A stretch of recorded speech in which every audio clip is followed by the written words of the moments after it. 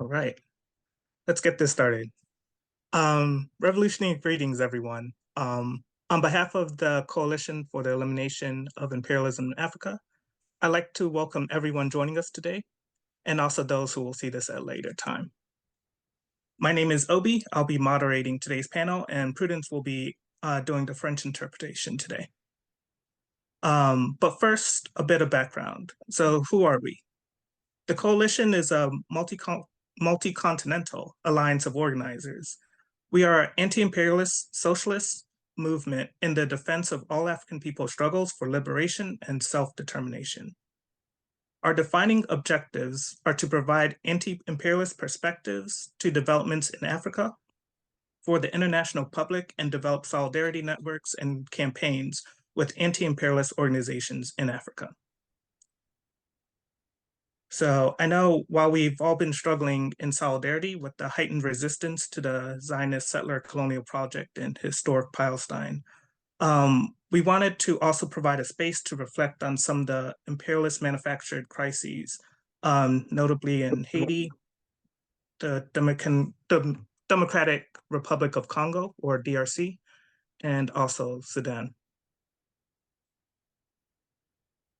So capitalism requires alienation, and it strives to alienate people from neighbors, lands, and from people from their neighbors, lands from their surroundings, and events from their history. This is seen in capitalist propaganda, regurgitated as news, especially when discussing developments in the African world. So in capitalist propaganda, paramilitary groups materialize in Haiti, fighting between factions emerge in Sudan, military groups appear in DRC to terrorize people and extract resources, all without any historical or geopolitical context. One of the goals of this panel is to provide a proper framework for these developments. If imperialism, an advanced stage of capitalism, requires and drives to create alienation, then unity is a necessary tool in the struggle against imperialism. For this, the Coalition understands that unity, sharpened to the political objective of Pan-Africanism, will strike the death blow to the imperialist system.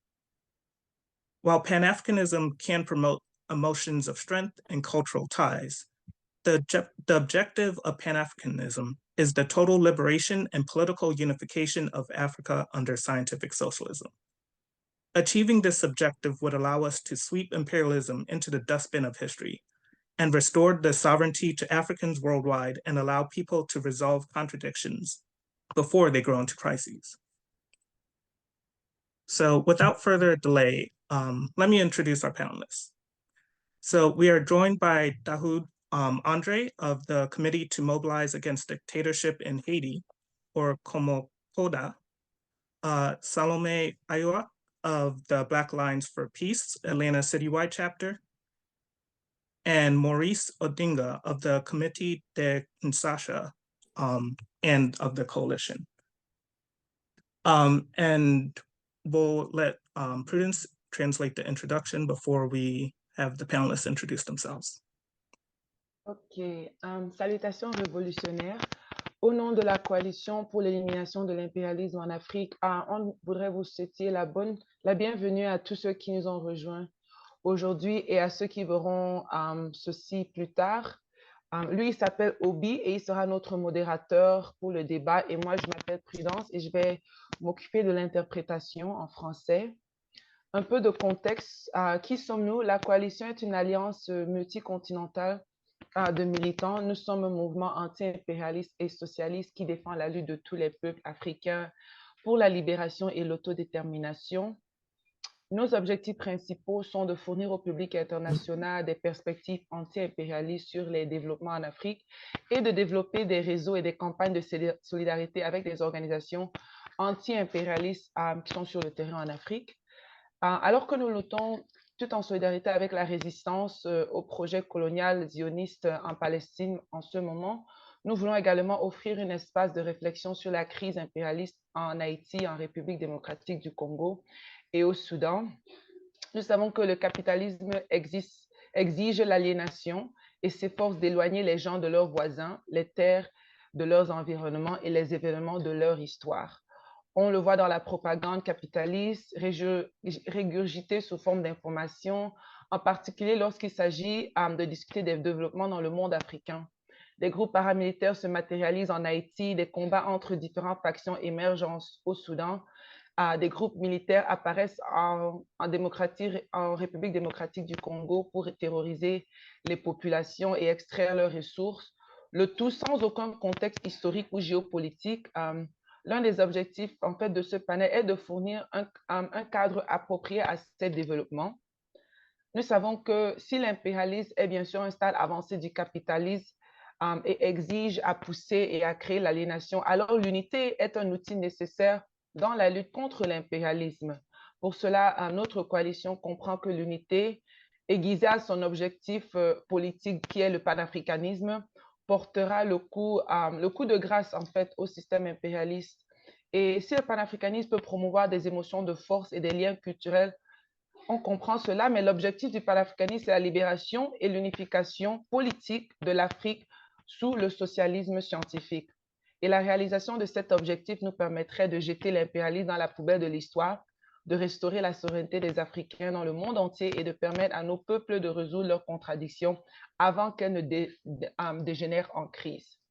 Sans plus attendre, je vais vous présenter nos intervenants. On a le camarade Dahoud Andre du Comité de mobilisation contre la dictature en Haïti ou KOMOKODA.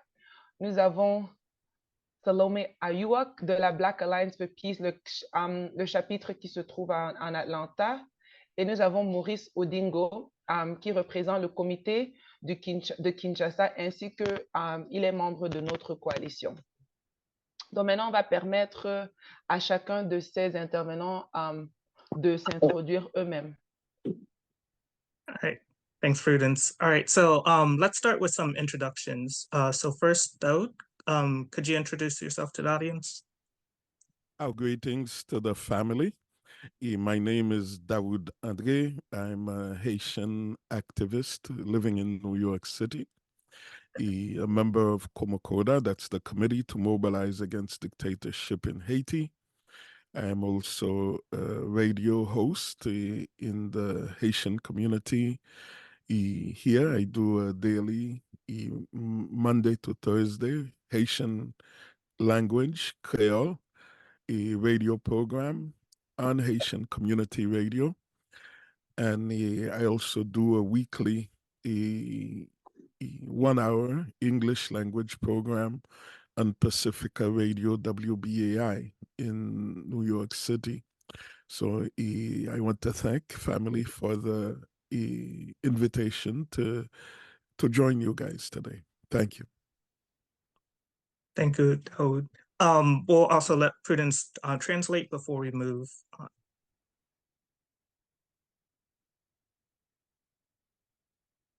Ok, donc Dahoud Andre, il est un membre, comme on l'a dit tout à l'heure, de KOMOKODA, qui est le comité de la mobilisation contre la dictature en Haïti.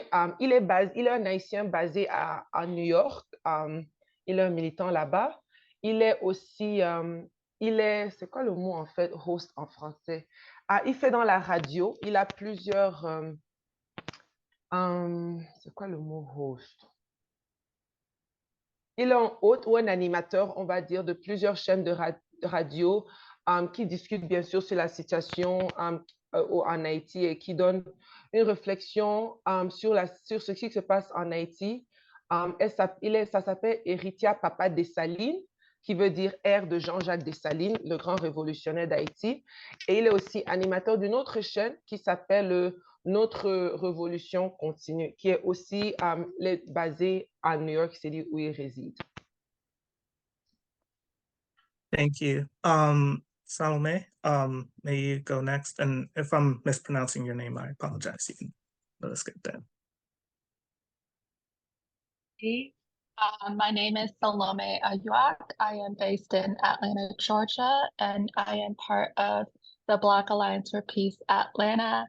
And I am also Information Secretary for the South-Sudanese Acholi of North America, which is a group of South Sudanese folks working working towards building community. And I find it important to make connections around power, to do educational work, especially cultivating political education materials, and bringing us towards consciousness around the truths of what's taking place in the world. And so happy to be here with all of you.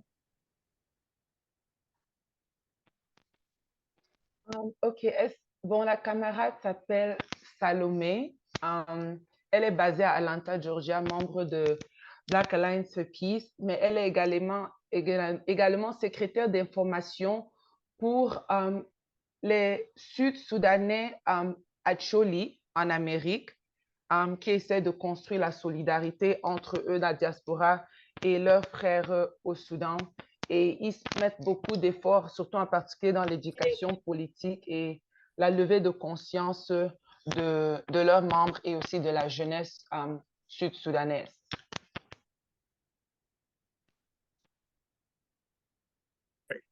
Thank you, Salome. And may we also hear from Comrade Maurice? Bonjour. Bonjour camarades, mes salutations fraternelles à tous les camarades. Je suis le camarade Maurice Odingo, membre du comité de Kinshasa et membre aussi de la coalition. Je suis un acteur panafricain, je milite pour la libération de l'Afrique depuis un certain moment et je suis aussi animateur du journal KOMOKODA, affilié dans le comité de Kinshasa. Merci. Maurice, je veux bien comprendre, ça s'appelle Kemafumbe ou Kemafumbe? Kemafumbe. Kemafumbe. Okay, so that's Maurice Odingo. He is, like we said earlier, member of Comité de Kinshasa, as well as member of our coalition. He has been a Pan-Africanist militant for several years now. He also writes in, their organization has a journal called Kemafumbe that he also edits. Thank you to all our panelists for being here. So I think we can get started. We'll just ask one question and then we'll ask the panelists to answer. So the first question is, what is the current state of the country? So who are the internal and external anti-people forces or actors, and how do they connect to the system of global imperialism? So perhaps we could start with Maurice on this. OK, je vais juste traduire la question. Quelle est la situation actuelle dans le pays? Qui sont les acteurs internes ou externes qui sont antipopulaires, qui luttent contre le peuple? Et comment est-ce que ces acteurs sont-ils liés au système impérialiste mondial? OK, encore une fois, merci pour la parole. La situation du pays, elle est vraiment catastrophique. Le pays va mal sur tous les plans. Et le minage congolais vraiment souffre et la population n'arrive plus à survivre. Les acteurs internes qui luttent contre le peuple, ce sont premièrement les Congolais qui collaborent avec le capital international. Et ce sont ces Congolais qui créent l'insécurité partout, et aussi en RDC, particulièrement à l'est du pays. Je pense, vous voyez dans des médias sociaux comment nos frères de l'Est sont massacrés jour et nuit. Et ces gens ne le font pas seuls. Ils collaborent directement avec les gouvernements impérialistes, entre autres le Rwanda et le Burundi, qui sont utilisés par l'Occident pour imposer leur volonté dans cette région. Vraiment, dans l'ensemble, la situation vraiment n'est pas bonne. Le peuple souffre et c'est compliqué vraiment pour que le peuple s'organise. Parce que quand on souffre, c'est difficile de s'organiser. C'est un peu ça, la situation du pays. Merci.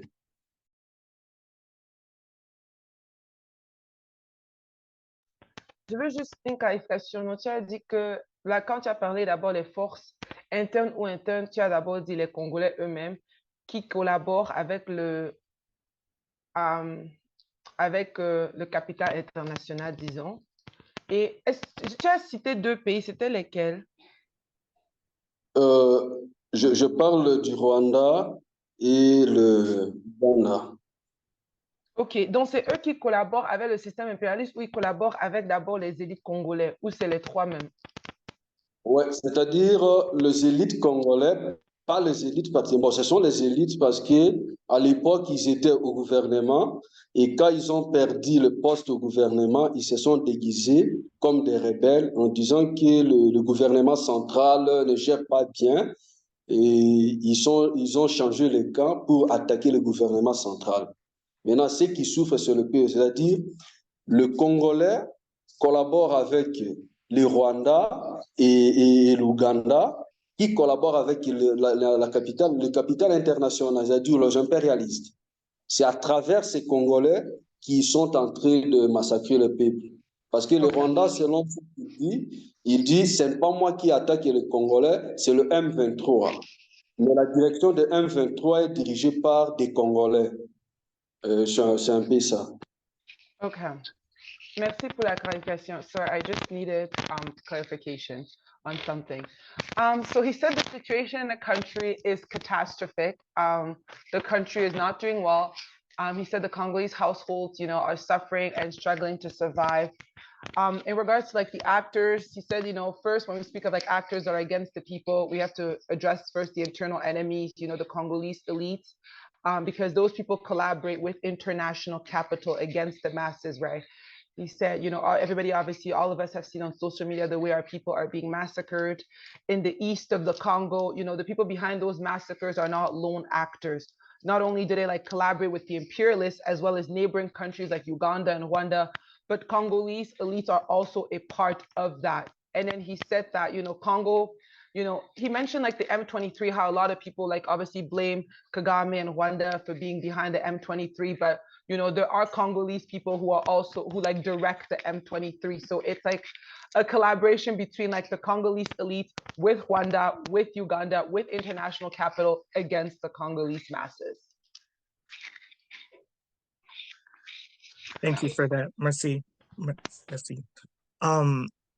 Salome, would you like to discuss Sudan when you are ready?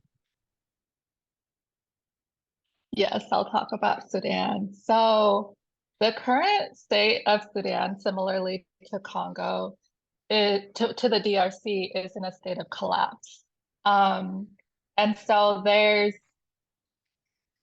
huge amounts of killings, displacements, etc. And right now, Sudan is described as the worst humanitarian crisis in the world. But when we're able to think about it as anti-imperialist, think about it through the lens of understanding neocolonialism, what we see is that this current situation in Sudan is deeply influenced by economic consequences of South Sudan's secession in 2011, a split that was led by the United States. And this is one of the primary tools of neocolonialism, is to split Sudan, which used to be the largest country in Africa, into smaller pieces that are unstable and dependent on places like the US. So the split resulted in a significant loss of oil revenue for Sudan, especially since the majority of oil fields were in the newly independent South. So this economic downturn was further exacerbated by the International Monetary Fund austerity measures that was imposed on Sudan. These included cuts in the public sector, development budgets, downsizing of the government, and lifting subsidies on essential goods like sour gum and petroleum. The austerity measures led to the bleak conditions that we see here today. which were already being experienced within the peripheries. And what ended up happening was that it expanded to the professional class in the city centers, such as doctors, who are now working 2 to 3 jobs to live. So this led to protests in the city and the cultivation of groups such as the Sudanese Tea Sellers Association, Sudan Professionals Association, and neighborhood groups who in 2019 were the forefront of revolts. So months of protests and people-led revolts in early 2019 led to a military coup against former anti-people president of 36 years, Omar al-Bashir. And the United States and other Western nations, they pressured civilian protests and the military to form a transitional government. And that was meant to lead to elections in 2022. But then one of the internal players, Hamdok, was removed within that military coup. So some of the internal enemies of the people are General Hemeti, who leads the paramilitary group, the Rapid Support Forces, and Hamdok, who leads the Sudanese Armed Forces. And each of these internal enemies are backed by outside forces, such as the United Arab Emirates, the Wagner Group, and of course, the US. So the UAE has been a key ally to Hemeti during former wars in Libya and Yemen. What the United Arab Emirates does is they supplies the Rapid Support Forces with arms, with money, and with international banking systems. So ultimately, the RSF, the Rapid Support Forces that you see with the news causing havoc in Darfur and throughout Sudan, is a proxy force of the UAE. And the purpose of the UAE doing this is to tie up resources in Sudan, which include resources like gold, minerals, and methane gas. So this is connected to the struggles within the Horn of Africa where Sudan is situated. And it's a struggle of trying to control the Red Sea, which currently 12% of all shipping in the world is through the Red Sea. So to fully understand what's taking place in Sudan, we have to look at it regionally in terms of understanding South Sudan and understanding the Horn of Africa at large. And something important to remember is the UAE is also propped up by the US. And so the arms that they are supplying to the RSF, some of those arms are supplied to them by the United States of America. And something else is that another player within this is so-called Israel.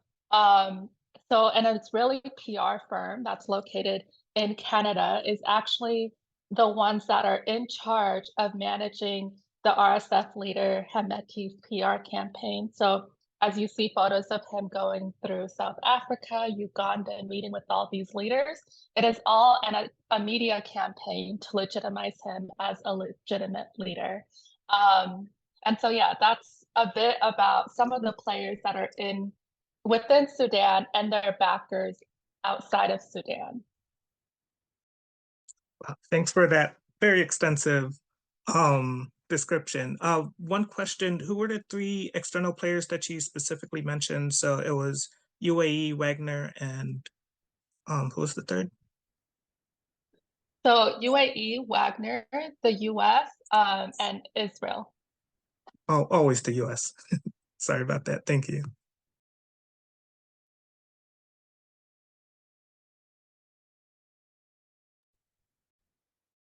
Okay, sorry, I didn't realize me. Ok, donc elle a beaucoup dit, donc vraiment je vais juste faire un petit résumé. Bon, elle a d'abord dit que la situation actuelle au Soudan est similaire à celle en la République démocratique du Congo. C'est un État qui est en train de s'effondrer. Actuellement, on décrit beaucoup le Soudan comme la pire crise humanitaire au monde. Mais si nous voulons vraiment bien examiner la situation sous l'angle du néocolonialisme et de l'impérialisme, nous allons comprendre que ce n'est pas une situation nécessairement humanitaire, mais que le capital international est une majeure raison derrière le chaos que nous voyons dans le pays là. Elle a aussi mentionné la division du pays quand on a eu le Soudan et on a eu le sud du Soudan il y a quelques années. Et ce qui s'est passé pendant la division-là, c'est qui a été bien sûr orchestré par les États-Unis, c'est que la partie du Soudan, le Soudan du Sud, possédait beaucoup de réserves de pétrole, n'est-ce pas? Donc, imagine, on divise un pays et le côté qui a le plus de ressources est maintenant le côté en bas qui est séparé. Et cela a naturellement conduit à une explosion de conflits, n'est-ce pas? Elle a aussi parlé qu'au Soudan, comme nous voyons présentement au Soudan, il y a comme deux armées. Et il n'y a aucune armée qui est pour le peuple. Elle a dit que les ennemis internes, c'est les deux armées, l'armée nationale ainsi que l'armée, elle a dit quoi? Ça s'appelle comment? La force de soutien rapide. Et elle dit que chacun de ces côtés, l'armée nationale et la force de soutien rapide, ont du soutien extérieur, n'est-ce pas? Et ce soutien, il y a les Émirats de l'Arabie, les États-Unis. Elle a parlé de Wagner et elle a aussi parlé, bien sûr, d'Israël.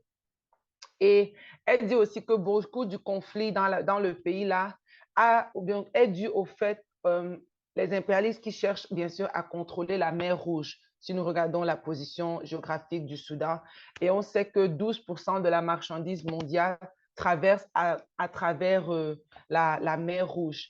Et elle a dit que pour vraiment comprendre ce conflit qui se passe au Soudan, nous devons l'examiner de point de vue régional et voir les acteurs, les voisins à côté. Et aussi, surtout, il faut mieux comprendre l'histoire de la Corne de l'Afrique dans les pays là comme l'Éthiopie, l'Érythrée, le Somalie, tous ces pays, pour mieux comprendre la situation actuelle du Soudan. Je pense que ça, c'est un assez bon résumé. Okay, I think that's good. Can I please ask everyone, please speak slowly? That will really, really help me. S'il vous plaît, vous pouvez parler un peu plus lentement parce que ça m'aide à écrire mes notes comme ça, je peux interpréter. All right. Sorry about that, Prudence. Okay, and Daoud, could you also speak to the state of Haiti and internal and external anti-people actors? So Haiti, similar state to what we've heard before, and of course Haiti is Africa in the Caribbean, Africa's first daughter. Sometimes we say in the Caribbean, and because of the way that Haiti became independent in a war against Europe, defeating England, France, Spain, and in freeing the enslaved Africans, creating an independent country in a sea of slavery. Haiti has been bearing the brunt of a particular violence from the neighbors, who, of course, were and are still controlled by the same Europeans who had us in slavery. So the 200 this year, 2024, is 220 years of Haitian independence. And sometimes, when I'm discussing with family from Cuba, 62 years of embargo, say, well, imagine 220 years of embargo. Imagine that. And the phase that I should say throughout our history, it's been a war. It's been never been peace with our neighbors, lack of diplomatic recognition, and the colonial countries had conspired that none of them would recognize and have normal relations with Haiti until France, former colonial power, recognized Haiti, and France demanded at gunpoint 150 million francs as compensation for their lost property on on their colony, which I should say was at that time the most profitable colony in the Americas for them. They named it the Pearl of the Antilles. And of course, what made it the Pearl of the Antilles was the hell that our folks suffered. Numbers vary between 7 and 10 years that family, from the time they are brought to the colony to the time that they would be, the blood would be sucked out of them. So anyway, this from 1804 when we're independent to 1825 when Haiti agrees to start paying France this money. This money practically resources mortgaged the future of the country. If you can imagine, money resources that would have been used to finance, education, agriculture, health, infrastructure. Well, this had to go to France. And besides this money, France also demanded that it would get first pick on agricultural products that Haiti would export at half price, mind you. A lot of people, when they mention the money, they don't mention that part of it. But imagine that, they will get at half price. Anyway, so then, from this part, the United States comes in. The United States, we should say, has always been there. But formally, the U.S. comes in the 19th century. And basically, folks might have seen New York Times had a series of articles on the double debt of independence, where the U.S. hijacked the gold reserves of the country and brought to Citibank. And our organization, KOMOKODA, every year we do a protest on the anniversary of the first U.S. occupation in front of Citibank to let the world know that this theft happened, and the Citigroup conglomerate that exists today, it exists in part due to the gold that was stolen, gold reserves that were stolen and never returned. So the West, they sell Haiti off as the poorest country in the Western Hemisphere. And we always joke with them. We ask, well, the whole world knows that Haiti is the poorest country in the Western Hemisphere. So we ask, what's the poorest country in Europe? And people, it takes them a moment to try to figure it out. What's the poorest country in Asia? But the world knows. And this is the maligning of Haiti. And at present, we are they call Haiti a failed state. What that means, we don't really know, because these are still our enemies defining the process. These are our enemies saying that, X percentage of our country, of the capital, is being run by gangs. And what does this mean? Who are these gangs? Of course, internal actors, they call them. Well, they are armed and financed by the United States and by, of course, the United States local allies that the United States has put in government. I would say in the past, there was a 29-year dictatorship in Haiti, the Duvaliers, and they've been gone since 1986. And since then, really, the U.S. has been calling the shots in Haiti. If there is a government that the people support, well, they will get rid of it. You see, if there's a government that they support, you know, they're fine with it so long as you're doing their bidding. The United States considers Haiti its reserve, basically. A lot of folks speak about the resources under the ground in Haiti. But for the United States has been treating Haiti as cheap labor, an alternative to China, to Taiwan, where they get, goods cheaply made. But the people of Haiti resist. It's a country of resistance, I would say. Always in struggle, and that's where we are today, in struggle.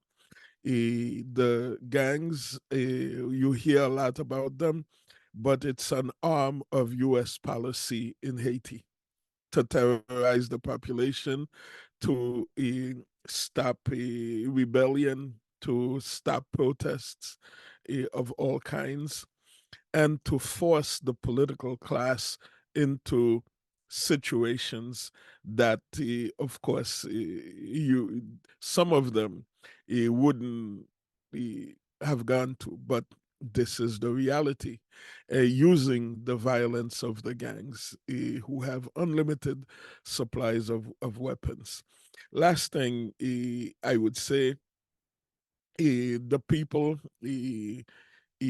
are by themselves, basically doing their thing, trying to get to the next day.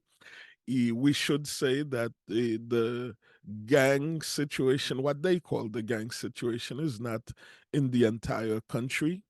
This is just in the west and some part of the Artibonite region, but the bulk of the country, people go about their business, they live their lives, they do what they have to do. But because the capital is in difficulty, it does end up affecting the entire country, I would say.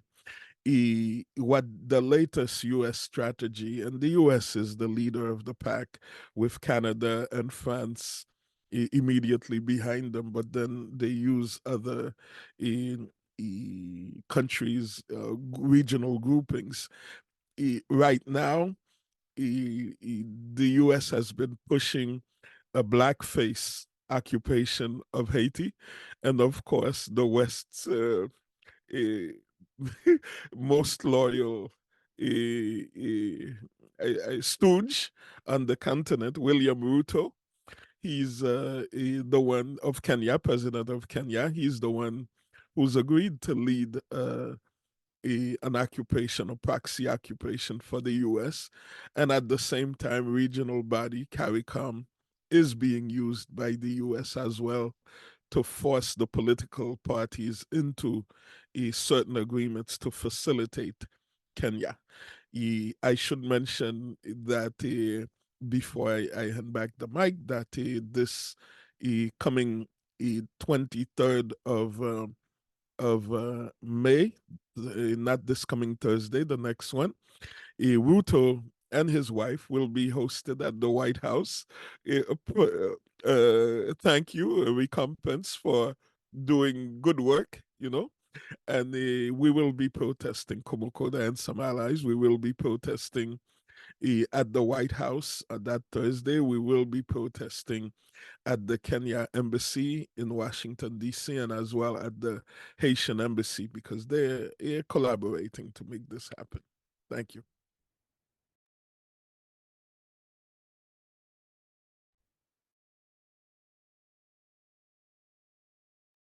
Okay. That was very thorough. So let me I just hope I was to... slow. You were very slow. That was perfect. I was able to write most of that down.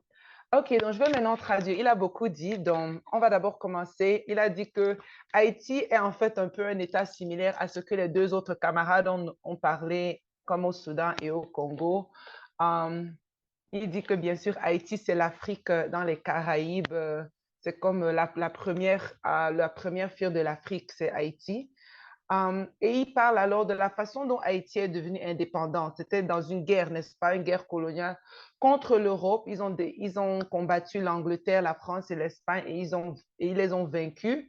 Et c'est comme ça que des Africains qui étaient esclavagisés là-bas dans les îles ont pu créer un État indépendant dans la mer.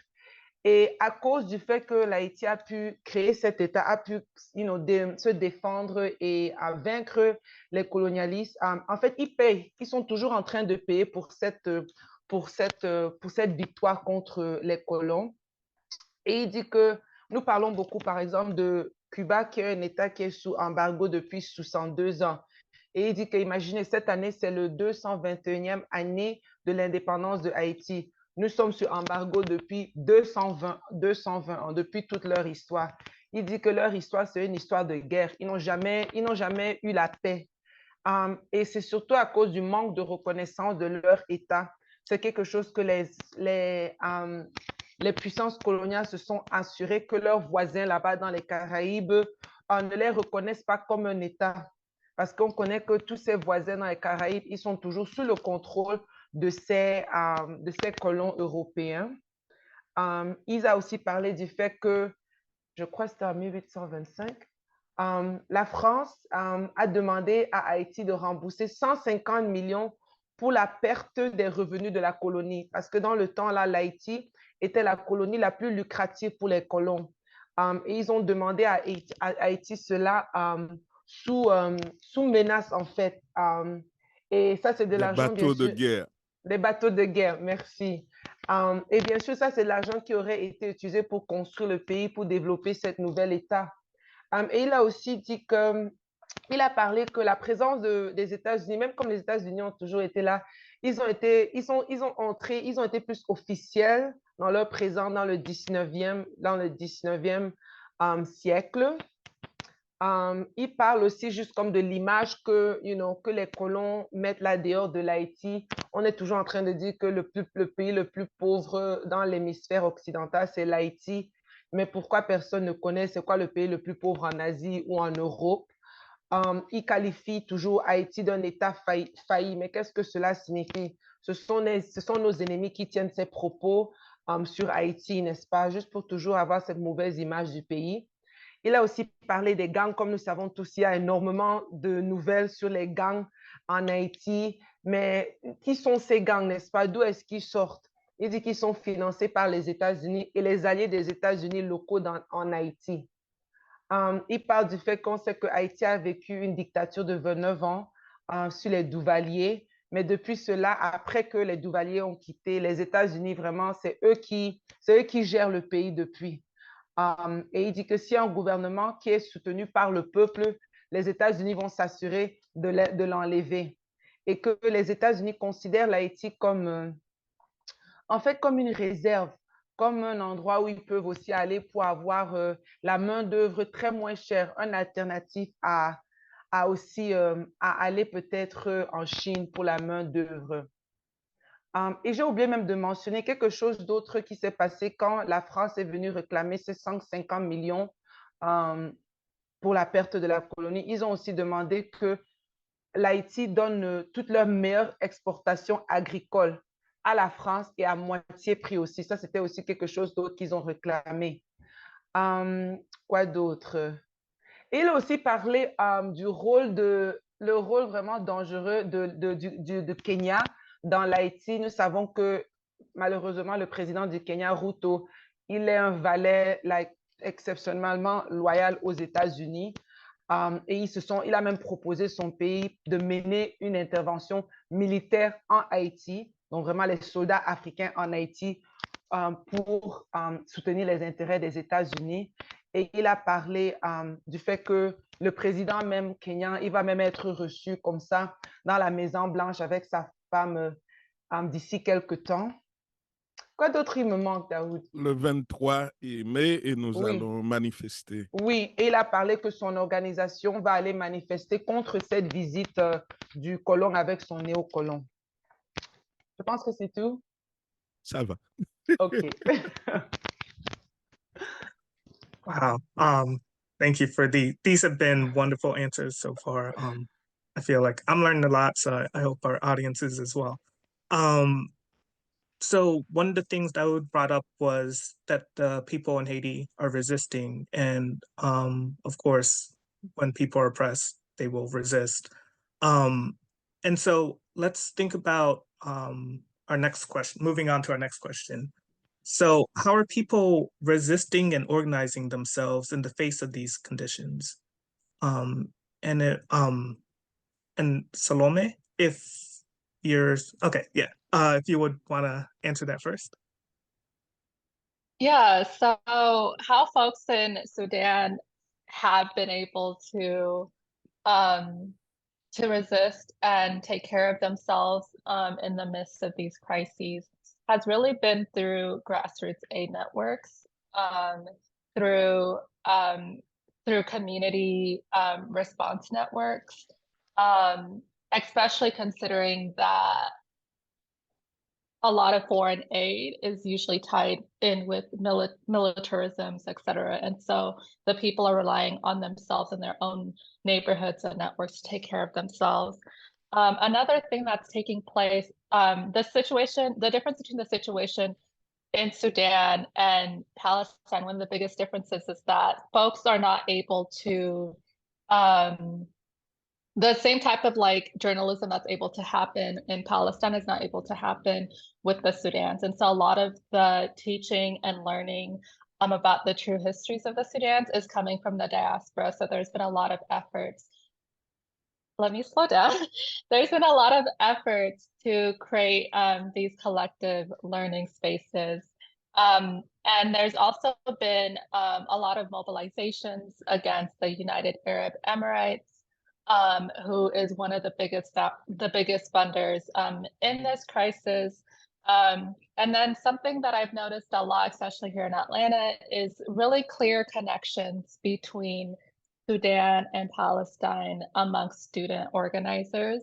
And it's a great reminder of the importance of South to South organizing strategies. And so a lot of the organizing efforts when it comes to larger raising of public consciousness has come through these diaspora spaces.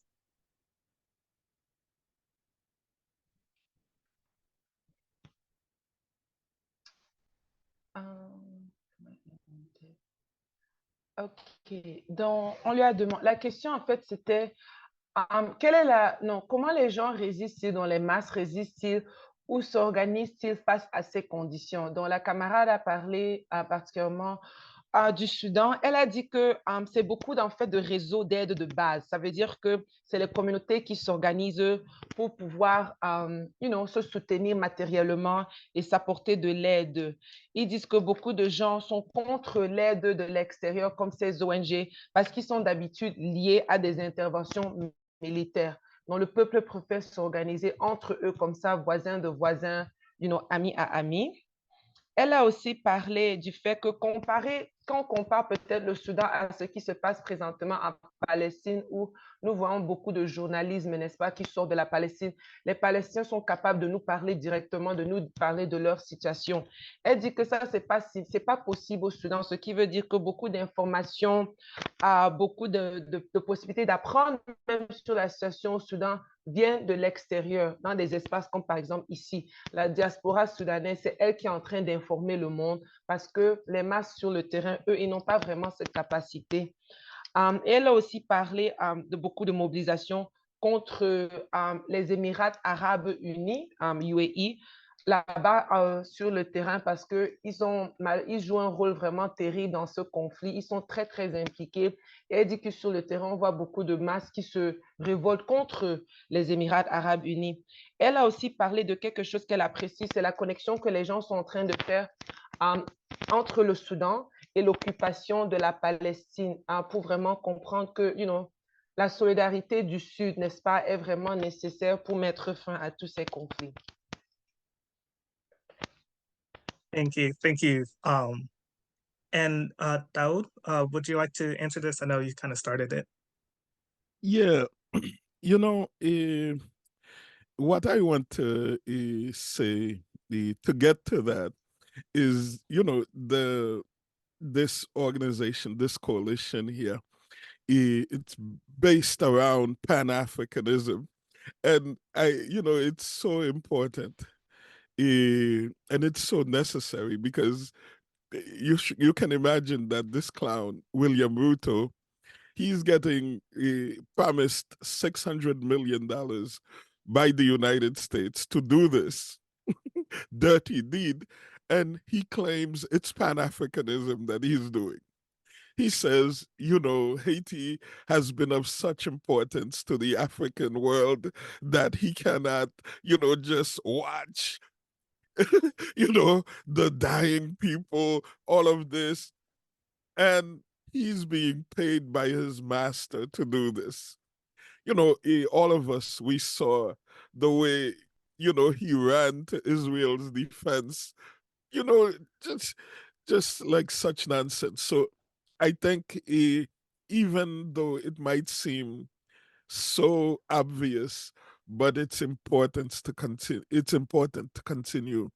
uh, to explain to our people what Pan-Africanism is and where what it is not, you know, serving your master, that does not, your colonial master does not constitute a Pan-Africanism.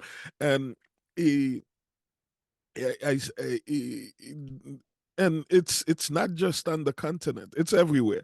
It's in Haiti with this political class that they function as if there is no alternative to empire.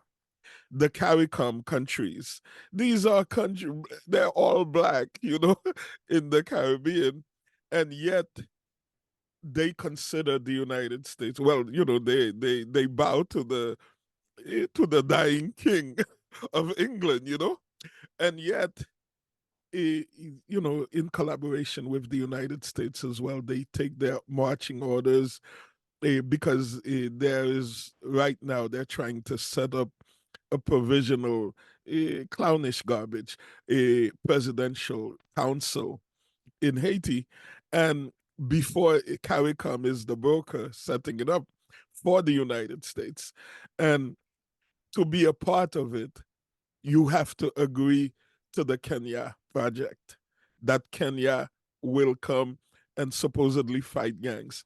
And there is so much violence from Al-Shabaab, from all kinds of situations in Kenya itself that Kenya is not able to deal with. In Jamaica, so many gangs, in so many of these countries that are supposedly sending troops to help secure Haiti. So the population itself, the population is dealing with the gangs in its own way. It does not get the support it needs from the police, because the hierarchy of the police is the pocket of the United States as well.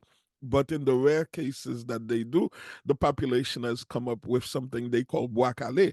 And the boakale, this is like necklacing in South Africa. To deal with the gangs, if you are identified as a gang and the people get their hands on you, this is going to happen. I should say also that without government or NGO support, the people of Haiti and the diaspora have collaborated to build a canal in the northwest of the country for agriculture. Because you guys might know that the neighboring country on the island is the Dominican Republic, and the Dominican Republic, absolutely racist. They believe they are Spaniards, descendants of Spain. They believe they're Indios, they call themselves. And because of this, there is significant hatred for Haiti.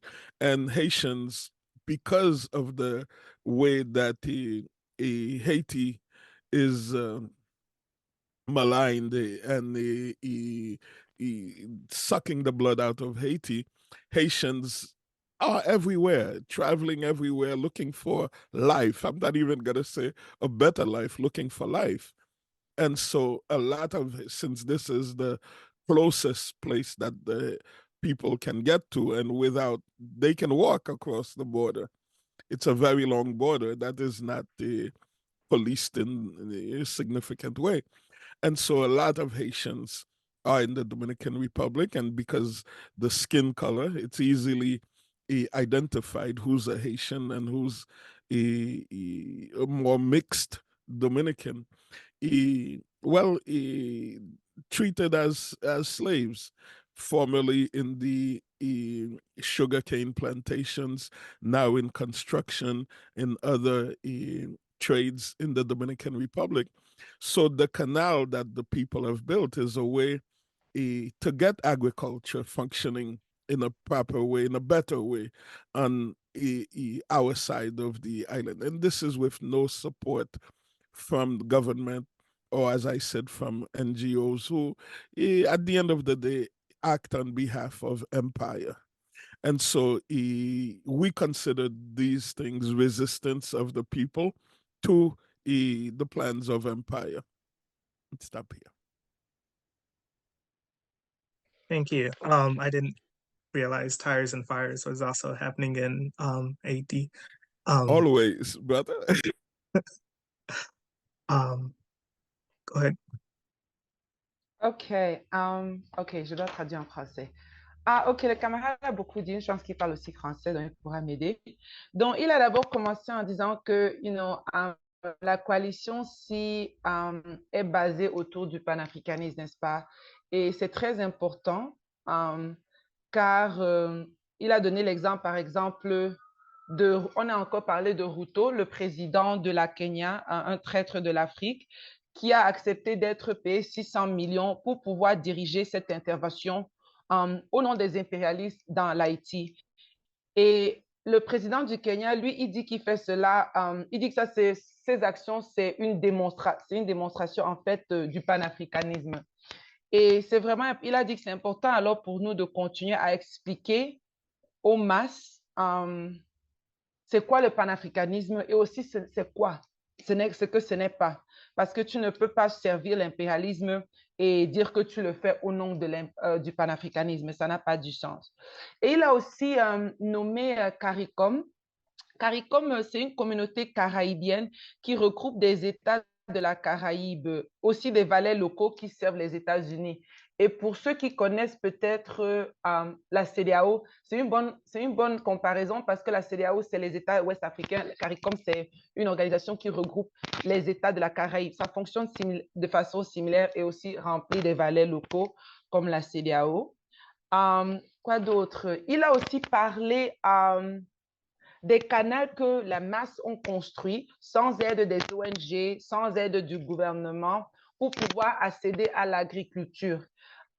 Il a parlé du fait que vous savez que l'Haïti, c'est comme partage une terre avec, c'est quoi le pays là? La République dominicaine.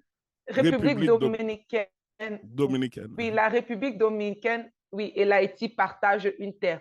Malheureusement, ce pays, il se croit comme des Espagnols, un truc comme ça. Ils pensent qu'ils sont des colons. Donc, c'est un État très raciste.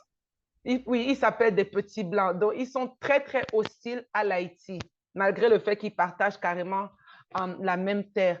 Donc, grâce à ces canaux que les masses ont pu créer pour pouvoir faire de leur propre agriculture face à ces voisins hostiles de la République dominicaine, il a dit que ça, c'est un exemple de résistance parce que voilà, les masses qui sont face à des ennemis autour d'eux, l'Haïti est malheureusement entouré d'ennemis.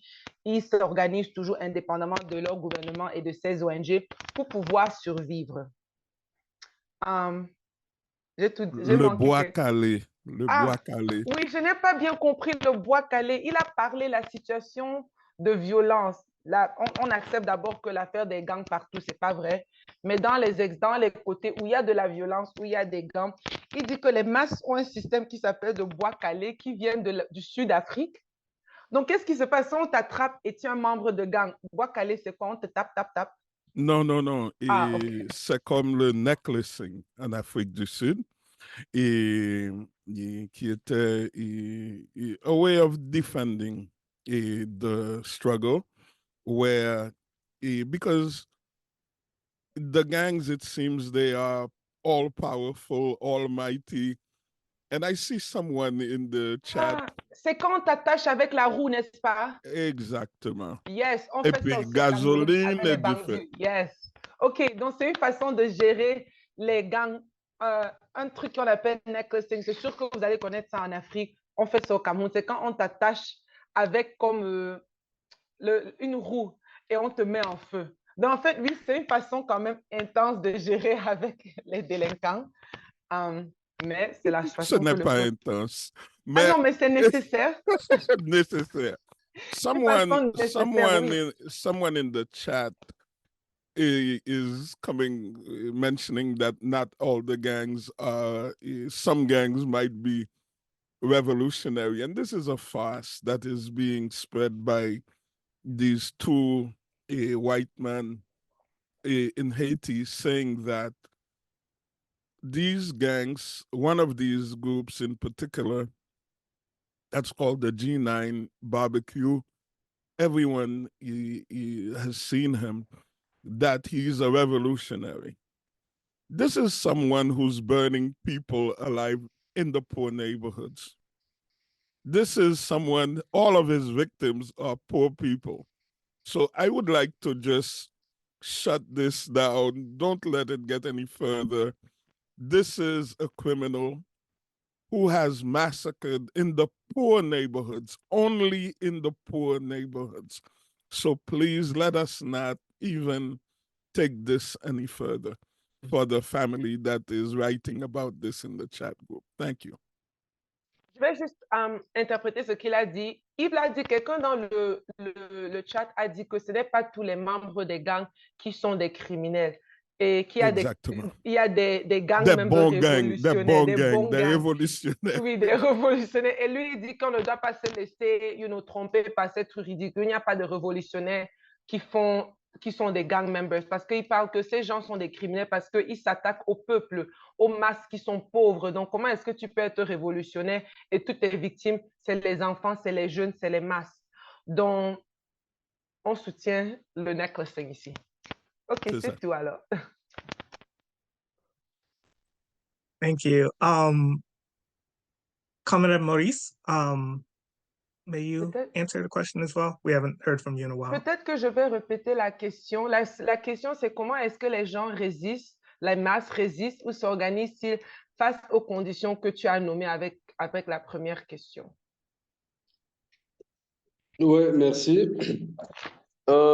Dans l'ensemble, la masse ne résistait pas concrètement, sans disant que la masse résiste, parce que il y a cela, depuis 2022, je militais dans les organisations citoyennes qu'on appelle les groupes de pression. Et ces groupes de pression collaborent souvent avec le camarade de la diaspora en faisant croire qu'ils mènent la vraie lutte. Et il s'est fait que nous avions observé cela et nous avons constaté que ce n'est pas vraiment la vraie lutte. Et nous nous sommes vraiment décidés pour mettre en place cette organisation qui est le Comité de Kinshasa.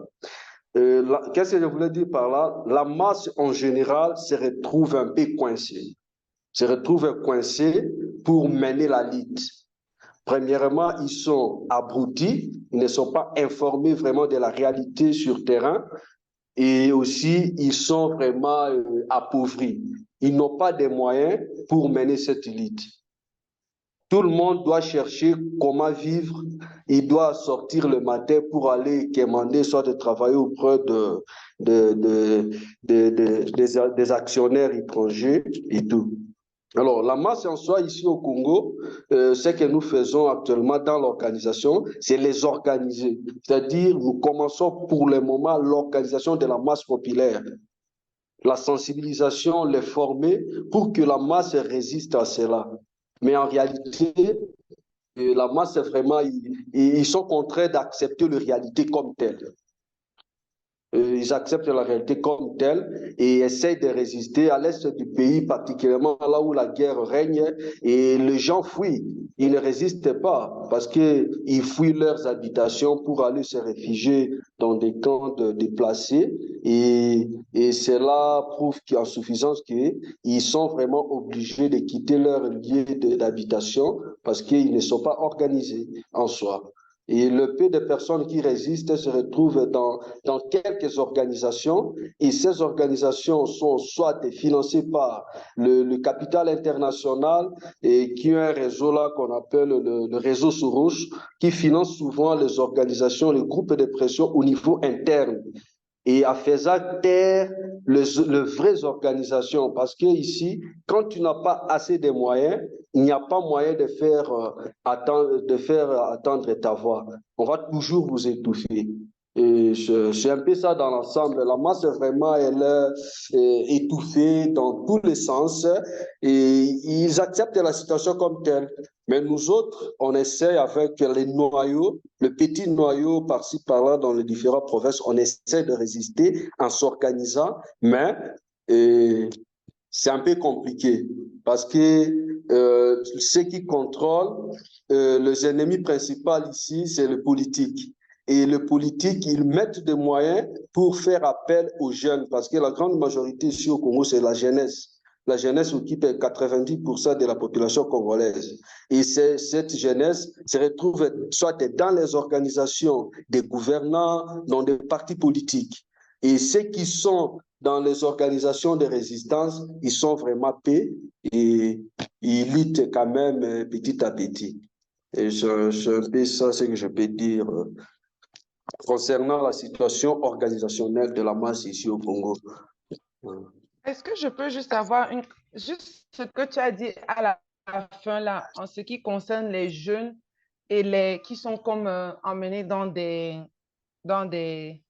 qui sont comme menés par les élites dans le gouvernement. Tu peux répéter ce que tu as dit vers la fin là? Oui, je disais ceci. Oui. 90% de la population congolaise, la jeunesse occupe une grande partie. Et cette jeunesse, elle est divisée dans des partis politiques. Et ces partis politiques, le responsable de ce parti collabore avec le capital international. C'est-à-dire, ils ont créé l'antagonisme entre le peuple, entre la masse. Et la masse, elle se retrouve, soit vous êtes du côté des gouvernants qui pillent le pays, soit vous êtes nulle part. Et si vous n'êtes pas du côté des gouvernants, c'est impossible de manifester, soit de s'imposer ou bien de bien mener la lutte. À tout moment, vous êtes étouffé, à tout moment, on vous bloque la route, et c'est compliqué. Et comme la jeunesse n'a pas d'emploi, à grande majorité, ils sont contraints d'aller adhérer dans ce parti politique pour bénéficier de $5 par chaque manifestation et autres. Et nos organisations révolutionnaires, comme on ne donne pas l'argent aux gens, et nous, on discute autour de l'idéologie, de la lutte, et c'est difficile que nous ayons une grande masse qui peuvent nous appuyer directement. Malgré nous luttons, il y a quand même certaines personnes, entre autres les étudiants et les paysans, qui comprennent un peu la situation facilement, et ils adhèrent dans l'organisation, dans nos organisations révolutionnaires. Ok, et une autre question, c'est quoi tu as parlé des groupes de pression. Ça veut dire que quoi? Le groupe de pression, ce sont des mouvements, on appelle de mouvements citoyens. C'est-à-dire, leur rôle, c'est influencer le pouvoir. Ils n'ont pas un objectif clair. S'il y a une situation, ils commencent à crier et non, il faut, par exemple, comme jusqu'à présent, il n'y a pas eu la sortie du gouvernement. Ils vont commencer à crier, vous devez sortir le gouvernement. On a organisé les élections depuis, il y a cela, 5 mois ou 6 mois, et ils font juste pression au gouvernement. Et des fois, ces organisations, on leur finance. Lorsqu'on leur donne un paquet, ils s'éteignent. On leur donne un paquet, ils s'éteignent. Ils n'ont pas vraiment un objectif clair. Et ces organisations se présentent comme des organisations révolutionnaires à l'international. Pourtant, soit elles sont financées par le réseau Soros et qui finance ces gens, parce que la stratégie des impérialistes, ils créent des organisations dans le pays. Et lorsque le gouvernement en place ne répond plus à leurs besoins, ils manipulent cette jeunesse, ces organisations, pour s'attaquer au gouvernement. C'est ça la stratégie, c'est ça le groupe de pression. Il y a la société civile et les organisations des jeunes. Okay, all right. Merci pour ces clarifications. Okay, so let me try to recap everything he said. So he said that the general masses are kind of stuck, right? Like they're impoverished and every day is like a struggle just to find a job. So most of them, you know, they have to beg to these like, you know, foreign corporations, even just to be able to have employment to, you know, take care of their basic needs. And he also says like the reality is that most of them are not really fully aware of the situation, like why is like the state of the country how it is. So political consciousness is just incredibly low. And then he also talks about like the fact that like in regions like in the east of Congo where people are constantly running away from violence, right? There's not really room to resist or organize because they're constantly being displaced, right? So he's like, if I'm to be honest, like, you know, resistance is very low in Congo, right? However, he says that like from those who are organizing, if I understood this correctly, they kind of fall under two sections, maybe possibly three. One of them, he calls it groupe de pression, which I guess translates into like pressure groups, which are basically reformist groups, right? And those tend to be the groups that are the most connected with the diaspora because in the diaspora, they portray themselves as being revolutionaries, but on the ground, their role is not for, you know, complete radical change in Congo or to bring about a socialist revolution. Their role is just like to influence, you know, whichever party is in power, right? So they're basically reformists. And he says a lot of these groups are actually funded by various NGOs as well as Soros Group. He mentioned George Soros has quite a bit of influence in these different like reformist organizations that portray themselves as revolutionaries to the diaspora. And then he also talked about the fact that, you know, obviously Congo has like a massive amount of young people, right? And one of the strategies for these young people, like, you know, that the enemies uses against these young people because unemployment is so high, is to pull them into various political parties, right? He says that a lot of young people in Congo, especially those who get to go to university, are immediately pulled into various political parties, right? And of course, again, lack of unemployment, they get paid for doing different types of presentations to support these different parties. So that pulls them away from like real revolutionary organization. He said, like, for example, in our organization, his organization, like they can't pay people, right? Like it's like you do it because you know you got to struggle to liberate Africa. But if here there's this like, you know, politician who's like offering you, you know, just like even $5-10 to like do something for him, a lot of youth will just flock to these different parties. And then he talked about like, you know, there are very few revolutionary, like there's very few like true resistant organizations in the Congo. But most of them are just dealing, especially with like the raising of the consciousness of the people, you know, to make them understand like, you know, you should not take these like few, you know, these few dollars that are going to give you like, yes, immediate relief. You need to like push for, you know, greater struggle, you know, so that we can liberate the country.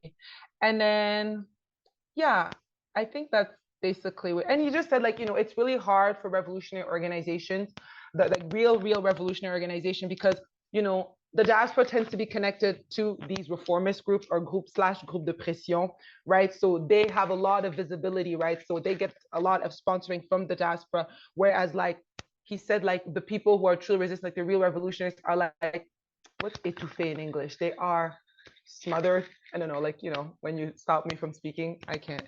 Yeah, so he just says like, it's just really hard at like the base level for people who are truly anti-imperialist and who really want to organize the masses against capitalism, because there are so many George Soros or not NGO funded organizations that are just not doing what needs to be done.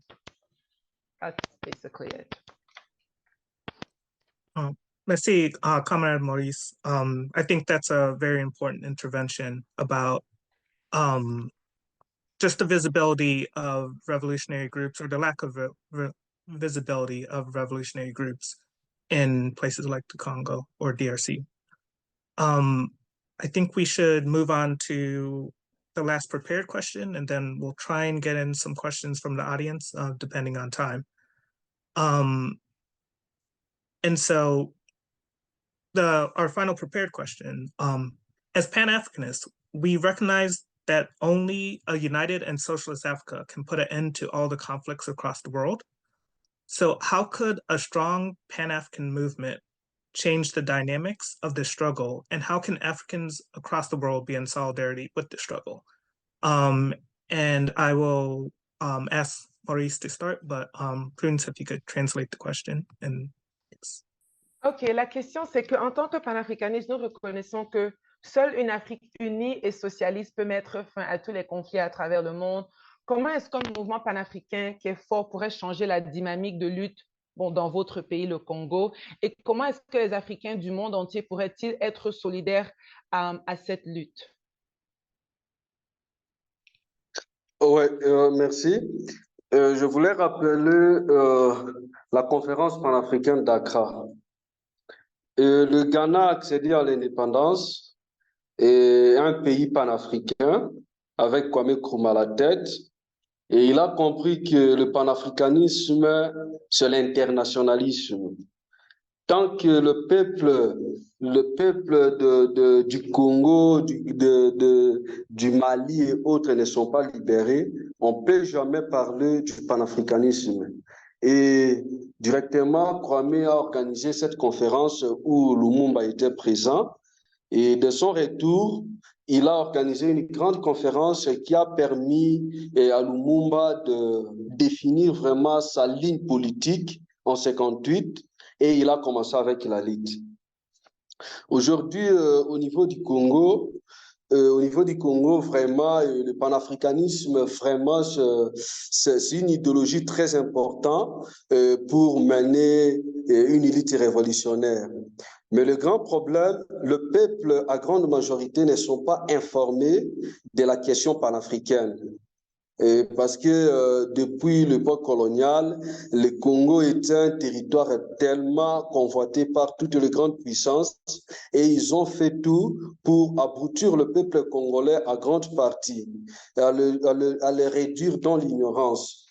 Et aujourd'hui, c'est que au niveau international, c'est qu'on peut faire, ce qu'ils peuvent faire à partir de la diaspora pour que la population congolaise comprenne le rôle que le Congo joue aujourd'hui dans le monde, c'est de apporter beaucoup plus le soutien, ce qui est idéologique au peuple congolais, à l'effort, pas au peuple congolais directement, aux organisations révolutionnaires panafricaines qui militent sur terrain, afin que ces organisations militent et envoient des informations vraies sur la lutte au niveau local.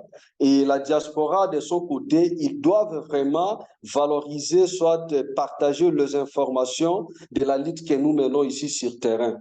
Parce que avec l'organisation seule ne peut pas partager ces informations jusqu'au coin du monde. C'est à travers la diaspora qui peut apporter ces nouvelles au reste du monde. Parce que la guerre aujourd'hui aussi, il y a la guerre médiatique où l'Occident partage toujours des informations fausses sur le Congo et il donne des informations selon leur compréhension et le reste du monde, ils voient seulement ce que on présente à la télé. La situation vraiment que nous devons vraiment faire, c'est la collaboration avec les organisations révolutionnaires au niveau local. C'est très important parce que nous, ici au niveau local, nous connaissons la vraie réalité. Nous vivons avec les atrocités que les impérialistes créent au niveau du pays et c'est très important que nous ayons vraiment une collaboration directe pour fournir des informations vraies et continuer avec la lutte jusqu'à la libération nationale et continentale.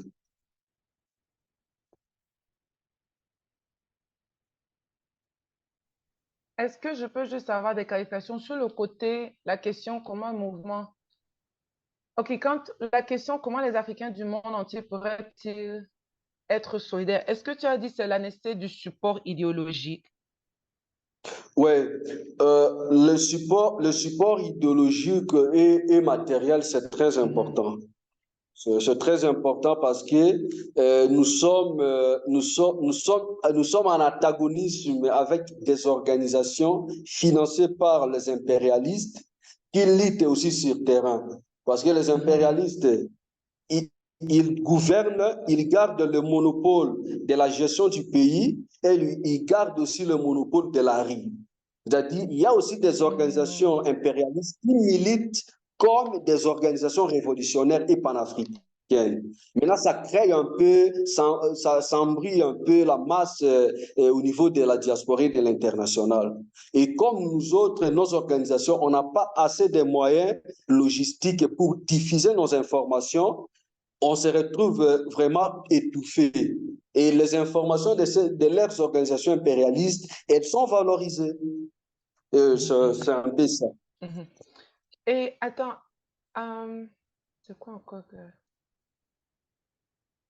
Et juste sur le point de, je sais pas, j'écrivais une note, quand ils ont demandé comment un mouvement panafricain peut-il changer la dynamique, est-ce que ça c'est toujours, tu as répondu au côté là, comment est-ce qu'un mouvement panafricain peut-il changer la dynamique de la lutte? Oui, un mouvement panafricain en soi, au niveau ici du pays, on doit avoir un mouvement panafricain comme la nôtre. Parce que le panafricanisme en soi a un projet, c'est un projet clair pour la libération africaine et nous avons un plan. Et si vous êtes un mouvement panafricain, c'est-à-dire vous devez vraiment lutter en collaboration avec d'autres pays panafricains, des organisations panafricaines, d'autres peuples panafricains qui doivent apporter leur soutien. Parce que seule une organisation ici au pays ne peut pas libérer la RDC. On doit avoir vraiment la collaboration internationale. Parce que c'est au nom de l'internationalisme qu'on peut mettre fin à l'exploitation capitaliste et aux impérialistes. Et seul ici, on ne peut pas. C'est-à-dire, le mouvement existe et on collabore avec le plan que nos aînés ont élaboré pour mener la lutte anti-impérialiste. Okay.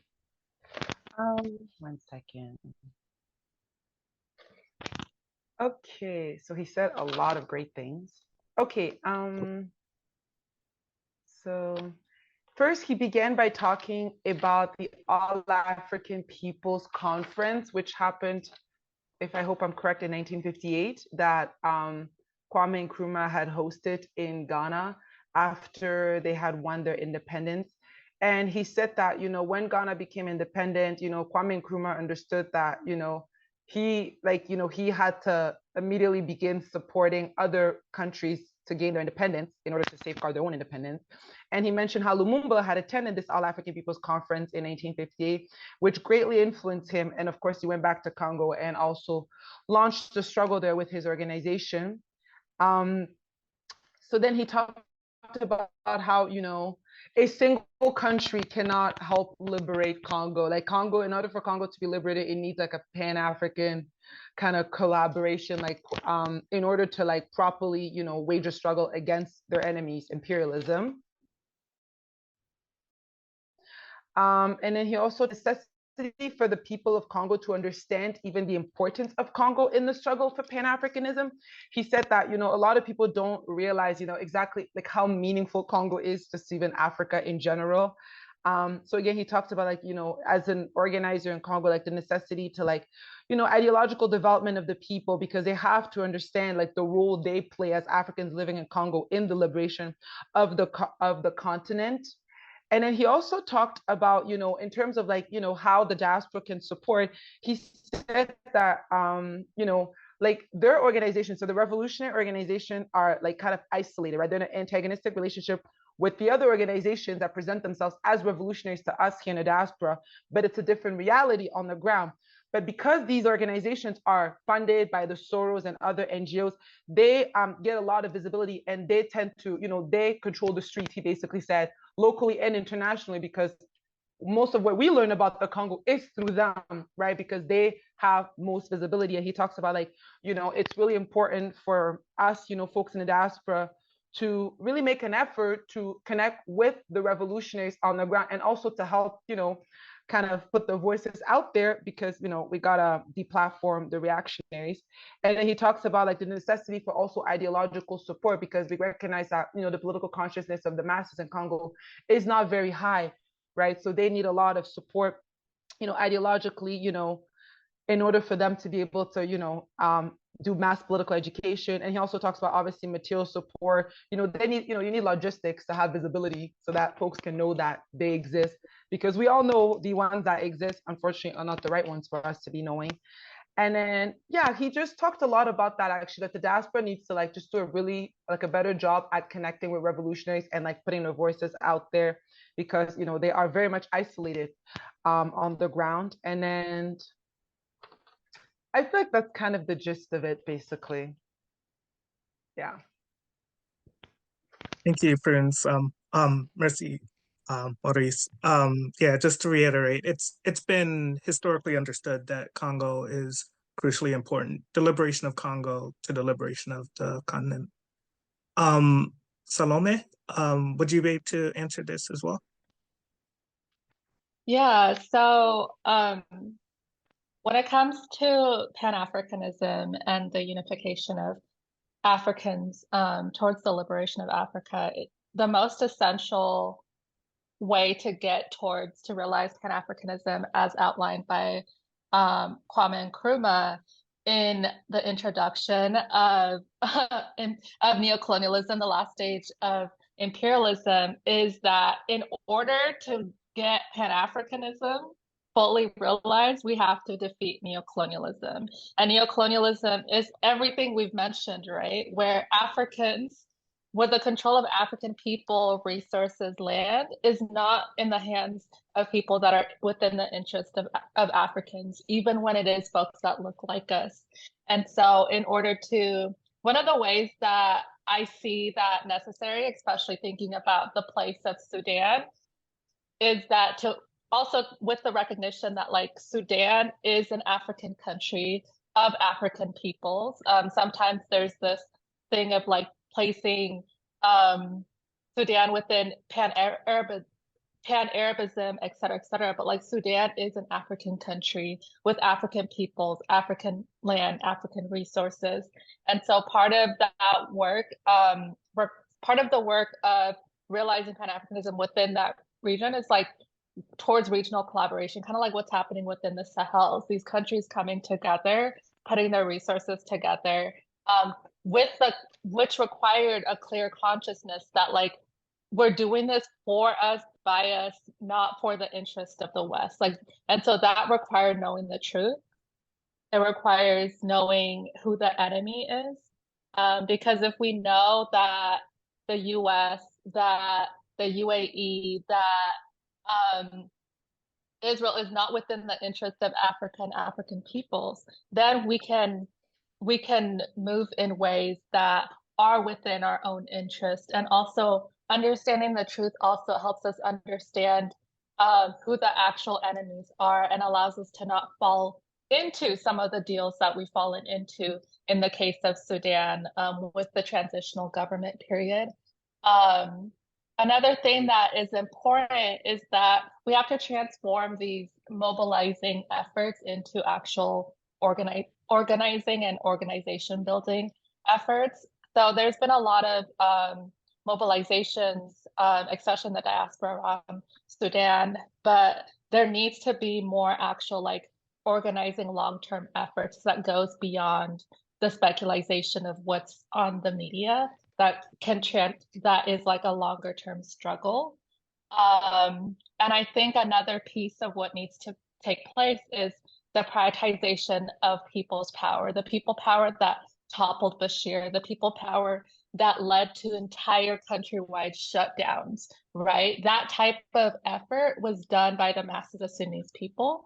And Sudan has a long revolutionary history, and it has the ability to free itself, but it necessitates being in relationship with other countries, especially in the Horn, because the attacks, as explained in the beginning, on Sudan is connected to the Red Sea, which is connected to the struggles in Ethiopia, struggles in Eritrea, in Uganda, in South Sudan, etc. And so in order for Sudan or any of these African nations to be free, in order for us to actually realize Pan-Africanism, we have to fight neocolonialism.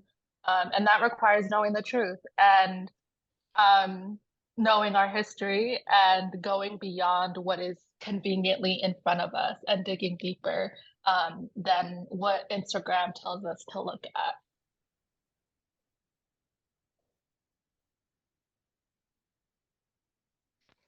OK, thank you. Bon, elle a dit que, bon, d'abord, pour pouvoir même réaliser le panafricanisme, nous devons d'abord combattre et vaincre, en fait, le néocolonialisme, n'est-ce pas? Elle a parlé que les ressources des pays africains ne sont pas sous le contrôle des masses africaines à cause de ces traîtres locaux qui collaborent avec les impérialistes. Et elle a aussi dit que c'est important pour nous d'abord d'accepter le Soudan comme un pays africain avec un peuple africain parce qu'il y a beaucoup de gens qui essayent de placer le Soudan avec le monde arabe. Et elle dit que c'est vraiment important pour nous de reconnaître nos ennemis parce que elle parle par exemple de ce qui s'est passé dans le Soudan avec leur gouvernement de transition. Ce n'est pas parce qu'ils nous ressemblent qu'ils vont servir nos intérêts. Donc, elle dit que c'est vraiment important d'étudier et de connaître la vérité et aussi de bien étudier la région. Comme elle l'a dit tout à l'heure, pour comprendre la situation au Soudan, il faut avoir un regard dans la région, pas seulement le pays seul, et de voir l'influence des pays à côté. Et elle a aussi parlé même de la nécessité, même dans la libération du Soudan, d'avoir aussi une collaboration régionale. Et elle a fait exemple à l'AES. Voilà 3 pays de l'AES, une même région, qui sont en train de se libérer ensemble à travers une collaboration. Bon, en fait, c'est comme un peu tout ce qu'elle a dit. Mais elle a répété à la fin que nous n'allons jamais vaincre, nous n'allons jamais aboutir au panafricanisme si on ne comprend d'abord pas le néocolonialisme et on ne combat pas d'abord le néocolonialisme. Attends. Thank you. And Dahoud, can you round us off? Just talk about Pan-Africanism and how that can support or how that would help the struggles. Yeah, absolutely. And we have to, as Sister Salome said, deal with neocolonialism and with power and resources. A lot of initiatives that are happening from the West. And that is a problem. Because the West, even folks who look like us in the West, who are us in the West, ultimately, we're going in a direction many times, oftentimes, that is not in the interest of Africa, that is not in the interest of our peoples. And unfortunately, sometimes it happens unconsciously, and sometimes it just happens. Like, go back to this example of the lackey Ruto that Biden has invited here for a simple reason. He is, like, in Haiti, we have this expression that when those folks serving their master, they do exactly what the master asks. But some of them, like Ruto, yo buy agdegi. What that means is that they go overboard. You understand? They give more than the master asked for. You understand? And we have another clown in the U.S. Congress, Black man in the Foreign Affairs Committee, Gregory Meeks from Queens, nearby where I am here. He says, it's not enough to bring Ruto to the White House for coffee. He wants Ruto to address a joint session of Congress. That means like you have to, you know, and you have the Black Caucus, and these people and some people that have quote unquote progressive credentials in the struggle of Black people over here, they think this is a good thing. They're like, this is the second Black head of state that would be addressing Congress, and that this is a good thing. This is a Pan-African thing for our people.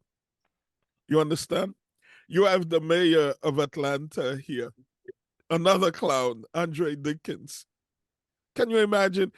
He says, no, you know, Ruto cannot go straight to Washington. He invites Ruto to come to Atlanta for 2 days of honoring him. You understand? So, but for these people, they're doing Pan-Africanism here. When African Americans, you know, Black people from Europe with resources, they go to Africa to exploit Africans. They think they're doing Pan-Africanism. You understand? And I think this is for me, this is a big part of the fight that we have to deal with today. It's not what Nkrumah was talking about. It's not even what Marcus Garvey was talking about. This is just like, how can I, you know, help the West and at the same time get something for myself? And so for me, I think this is the fight that we have to address as folks who many of us are not on the continent in this platform right now. And to understand that to help Africa, to help Black people, we have to go against our own interest as Black people outside of the continent, outside of these countries that we come from. In I'll stop here. Thank you.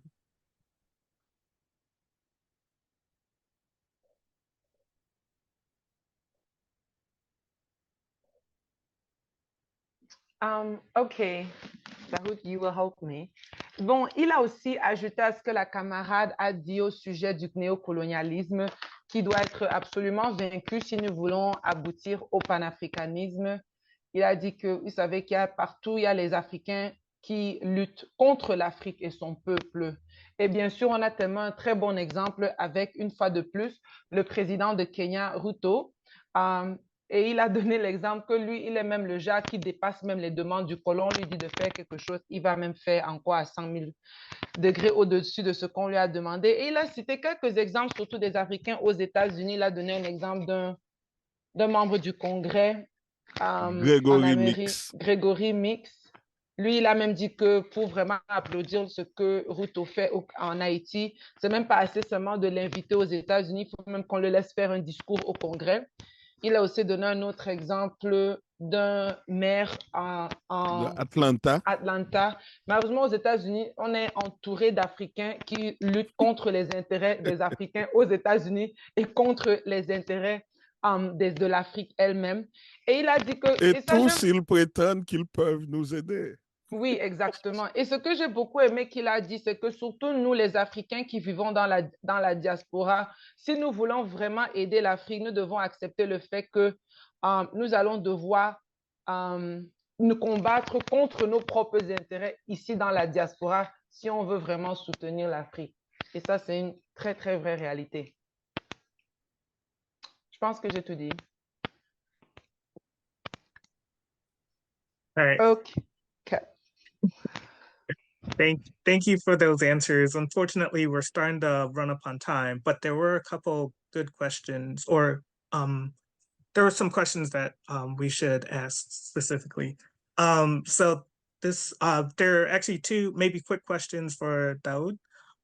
So the first one is there a way to specifically support the canal project for those in the diaspora? Well, there's a few canals happening right now. The most popular one is the one in Wanamete on the border of the Dominican Republic.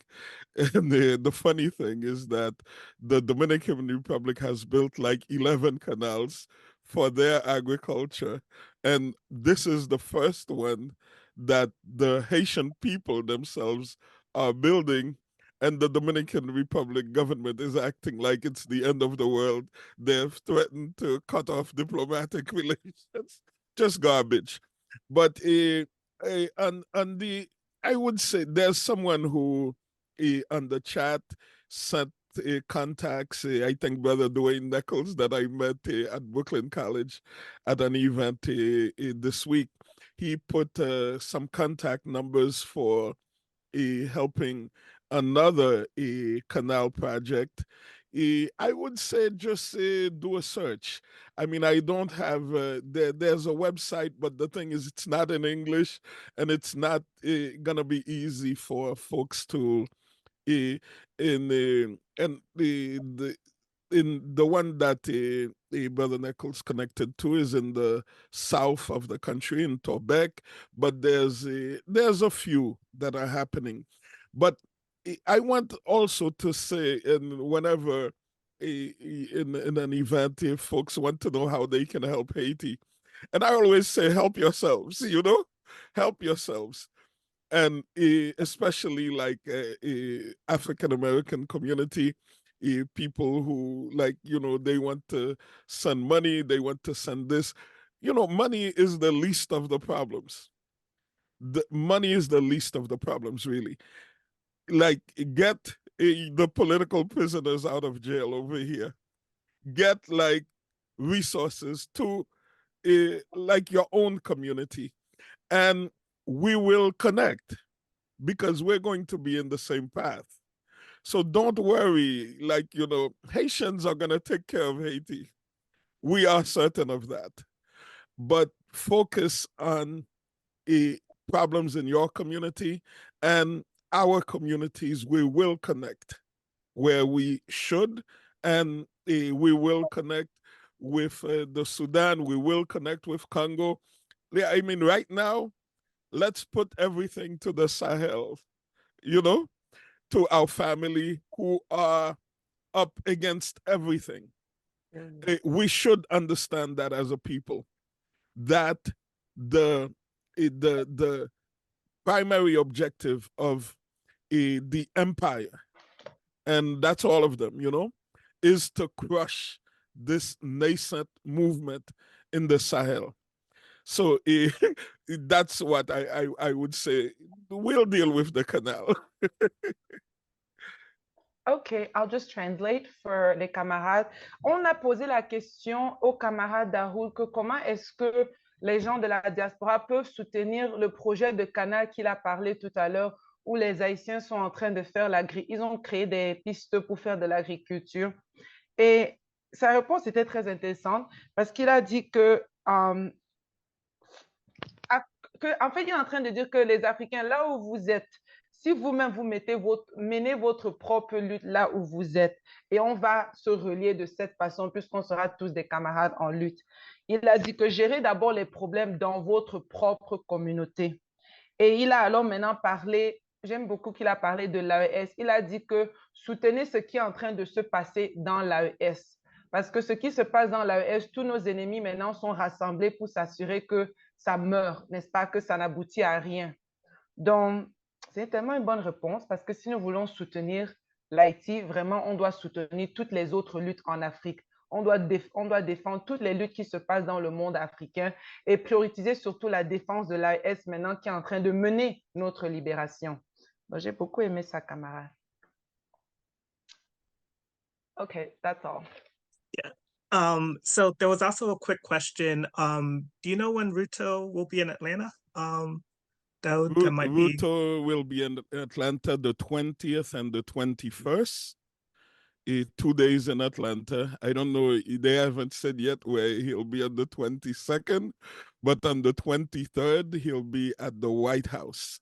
So we plan to travel with a bus. We have family from Montreal coming, from Miami, from different places.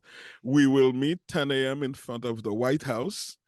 We will, at 1 p.m., we'll be in front of the Kenya, the Kenya embassy in Washington, D.C. And at 2 p.m., we'll be in front of the Kenya embassy, by the way, is 2249 R Street, Northwest. And a block away from that is the Haiti embassy, 2311 Massachusetts Avenue. And so anyone who's in the DC area, I would love it to see Black Alliance for Peace check in on Ruto. Thank you. OK, il parlait juste de la visite du président vassal du Kenya qui va venir aux États-Unis ce J'aime ça, mois-ci. du président vassal. Il va bientôt rendre visite aux États-Unis et ils sont en train de planifier une protestation contre sa visite à Atlanta. Thank you. And just to make sure we get this in, could the panelists also mention how the best way to connect and support with their organizations? Oh, we should probably start. You can start with Maurice. OK, on est en train de finir. Il demande on veut juste s'assurer que les gens comprennent clairement quelle organisation vous représentez et comment est-ce que les gens qui sont en ligne peuvent supporter votre organisation et le travail que vous faites dans votre pays. Donc, la question est pour Maurice. Oui, veuillez répéter un peu la question. Il a demandé comment est-ce que les gens qui sont ici en ligne peuvent supporter le comité de Kinshasa et votre lutte au Congo. OK, merci. Le premier soutien, c'est partager nos informations, c'est-à-dire les actions que nous menons sur terrain. C'est ça le premier soutien. Et le deuxième soutien, ça revient à un soutien un peu matériel lors de nos activités ici, parce que nous sommes confrontés à une situation où tous les membres de l'organisation, matériellement, nous ne sommes pas forts. Et c'est intéressant aussi d'apporter ce soutien et aussi le soutien idéologique. Et l'organisation a beaucoup plus besoin de ouvrages révolutionnaires et autres qui va nous permettre, lors de nos formations sur l'éducation politique, de diffuser cela. Parce qu'au Congo, les ouvrages sur le panafricanisme et la lutte panafricaine n'est pas vraiment accessible. Pour en avoir, vraiment, ça nous coûte vraiment cher. D'où la diaspora, ceux qui peuvent nous apporter beaucoup le soutien idéologique, les ouvrages qu'on peut exploiter ici et aussi partager nos actions. C'est comme notre journal qui m'a fumé, on écrit des articles chaque fin du mois et nous diffuser ces articles dans des journaux un peu panafricains pour que d'autres personnes nous lisent. C'est un peu ce qu'on peut demander à la communauté africaine de la diaspora. Quand tu dis matériellement, est-ce qu'on peut avoir des exemples concrets? Donc, nous parlons l'argent ou du matériel lui-même. Bon, tout le soutien, le bienvenu, tant matériel, monétaire, on doit recevoir. Ça dépend de ce que le camarade peut apporter.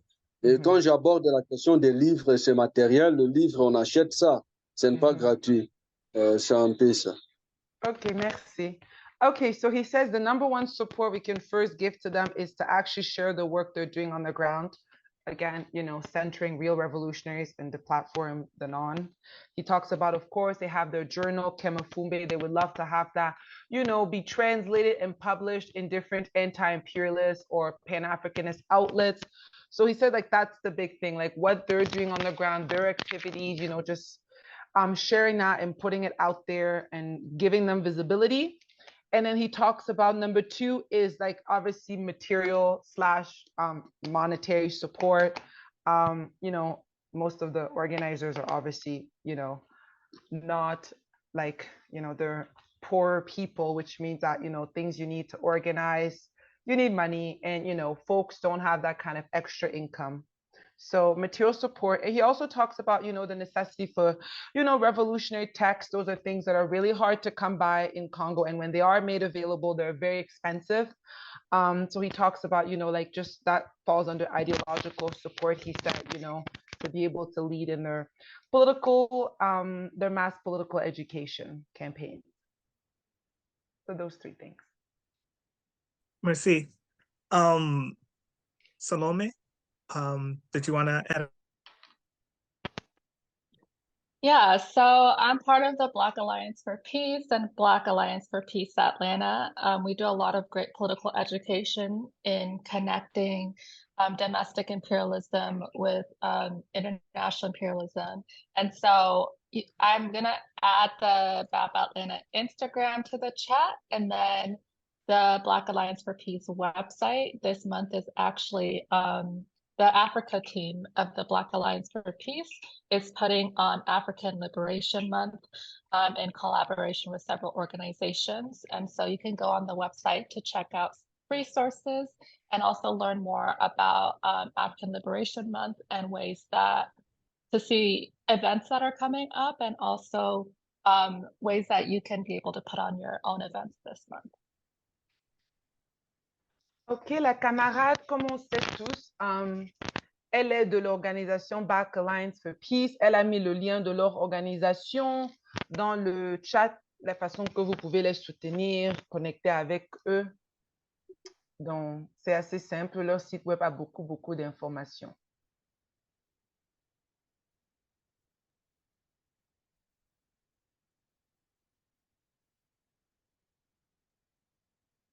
Oh, okay. Okay, you're back. You seem to pause for a little bit. All right, so some of the information is in the chat, and we're going to try to drop all information that's been shared or ways to connect that's been shared. Comrade or Dahoud, would you like to? I know you put your email in the Gmail chat. But... Yes, I put the Gmail email there.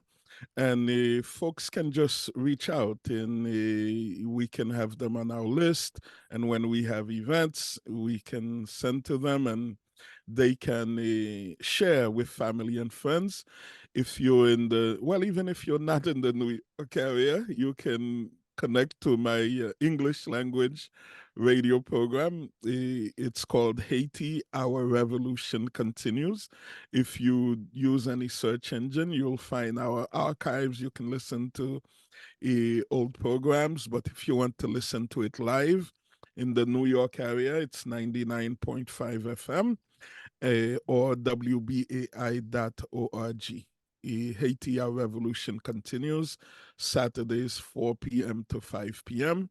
And we're always out there protesting, rain, shine, to denounce, you know, because we're not going to ask empire to change its ways, but we want to educate people around the world in our area so that they don't say they didn't know.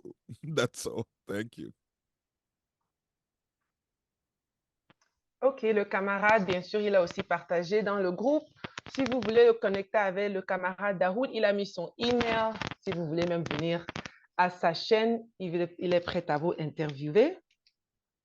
Donc, nous avons aussi tous les contacts de tout le monde qui a parlé aujourd'hui. Donc, si vous pouvez même connecter avec la coalition, on pourra aussi faire ces connexions. Thank you. And so we should also include that we would also like you all to continue connecting with us. Prudence, would you like to discuss more then? Okay, you could have continued. So we're going to be wrapping up because we have hit the 2-hour mark. We're so sorry. I know there were some additional questions in the chat that we were not able to get to. But we'll have more of these. And again, if you guys have more questions, you can hit us up and we can connect with the panelists and get back to you as well. So we want to thank you all for being here with us this morning or afternoon for some of y'all. Again, we would like to also invite folks to join our coalition. We have an open membership in our coalition. If one of the comrades, thank you, has just dropped our link tree in it, we have our ideological position on there. So if if those values are in line with yours, please feel free to reach out to us. Our contact information is also on it. To join this coalition so we can continue, to grow this solidarity network in the defense of Africa. So we thank you all for being here. Also, I would like to say, oh, how did I forget this? Our coalition is actually sending a delegation to the Alliance of Sahel States. So we will be traveling next June. OB's going, I'm going, as well as a comrade from Burkina Faso is also going to be going. We will be traveling through Burkina Faso, Mali, and Niger in June. So we're excited for that trip and for our report back, to you all. We'll definitely have some type of event when we come back. Of course, the purpose of this delegation is for us to, meet with anti-imperialist Pan-Africanists on the ground and figure out, how can we better support them out here in the diaspora, right? We also are doing a fundraiser for it. One of the comrades will hopefully drop it in there. So if you can please help us also, fundraise. Half of the funds are actually going to the people of the Sahel. So yeah, that's what we have going on as a coalition. We thank you all for being here today. We hope to create a lot more of these spaces for us to continue to learn and, ground with each other. So thank you to our wonderful panelists. I hope you all learned so much. I did. This was so phenomenal. So I'm so grateful to all three of you for being here today. We are so, so happy. So thank you all. Thank you. Now I'm going to translate all of this in French. Thank you. And please give our love to Capitaine Traoré. Tell him we consider him Dessalines' son, okay? We do. We will tell him if we meet him. OK, donc nous sommes à la fin de notre webinaire. J'étais en train de dire aux gens, on a mis dans le chat un lien. Pour ceux qui sont intéressés à rejoindre notre coalition, nous avons notre position idéologique dans le lien que notre camarade va poster. Si ça vous intéresse, si ces valeurs correspondent à les vôtres, s'il vous plaît, soyez libres de nous contacter et de rejoindre la coalition. J'ai aussi parlé du fait que le mois prochain, notre coalition envoie 3 membres vers l'AES. Nous allons voyager au Burkina Faso, au Mali, ainsi qu'au Niger. Et bien sûr, le but de cette délégation, c'est de créer des relations avec des organisations anti-impérialistes dans l'AES pour voir comment nous, ici dans la diaspora, nous pouvons mieux supporter leur lutte. Donc, bien sûr, quand nous allons revenir, nous allons avoir une autre rencontre, on va avoir un rapport et nous sommes en train de lever les fonds présentement pour cette délégation. Toute l'information est dans le chat et vous allez voir que la moitié en fait des fonds que nous levons, c'est pour le peuple du Sahel. Donc, on vous encourage, si vous pouvez, s'il vous plaît, contribuer à cette levée de fonds et on remercie tous nos panélistes d'être venus, d'avoir participé. C'était vraiment excellent. On a tellement appris. Donc, on vous remercie pour ces contributions et on remercie à tous ceux qui sont aussi venus nous joindre et on espère vous voir la prochaine fois pour d'autres sessions d'éducation collective comme ça. Donc, merci à tous et bon dimanche. Thank you, everyone, so much. Forward ever.